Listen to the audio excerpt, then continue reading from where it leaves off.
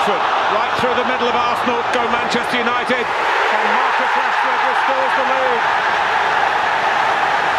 Rashford's up with him, Ericsson looks for Rashford, and the flag has not gone up. The first touch from Rashford would have had him in on goal. He's got Jones anyway, and he's equalised. Substitution pays off. Marcus again, 3-1. That ought to be game, set, match.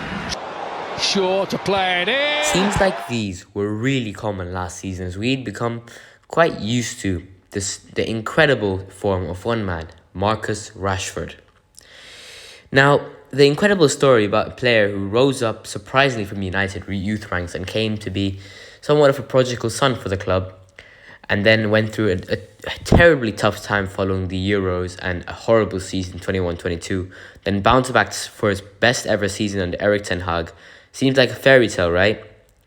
Well, it seems like there's no happily ever after for Marcus Rashford, as I'm about to explain. Now, loyal fans of the channel will remember about a year or two ago, I did a video about Marcus Rashford in a situation in 2022 when he was really struggling for form and he had a whole season with just 5 goals.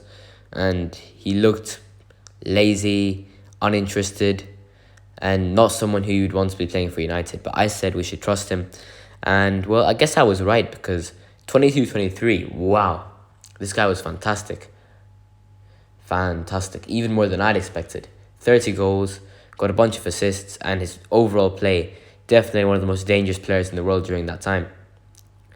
And he really helped us qualify for the Champions League and win the Carabao Cup, which was a pretty good achievement in Ten Hag's first season. Now, obviously, this season so far has been an absolute disaster for Man United, and I can do another 10 videos about that. But today, let's talk about Rashford. Why has this happened to a player who we were all saying should be on the Ballon d'Or list, which he was for some reason? But anyway, so as this season started, pre-season preparations, United made a few transfers: Mason Mount, Andre Onana, Højlund, a few others, and it looked like United were going to be ready to sort of take themselves up to the next level after a highly successful season last campaign.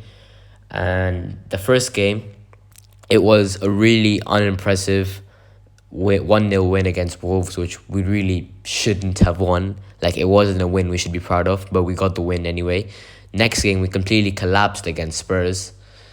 And then the next couple of games, our form was just terrible.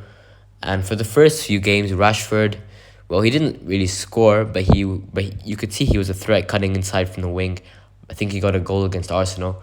But as time progressed, that stopped as well. He just seemed to walk around the pitch. He didn't press. And that's not what he looked like last season. And so far, we're basically 5 days away from January. And Rashford has only scored twice. And he's had a torrid campaign so far. Well, you can say some of it's on the team, but he's got to take some responsibility as well. He's not a young player anymore. He's 26. So he can't be doing this kind of stuff anymore. He needs to take responsibility. He's a senior player. He's, I think, played the most for United in terms of the current squad. And we just really don't know what's going on with him at the moment. One possible explanation is maybe he's had some issues off the pitch like he did in 21-22.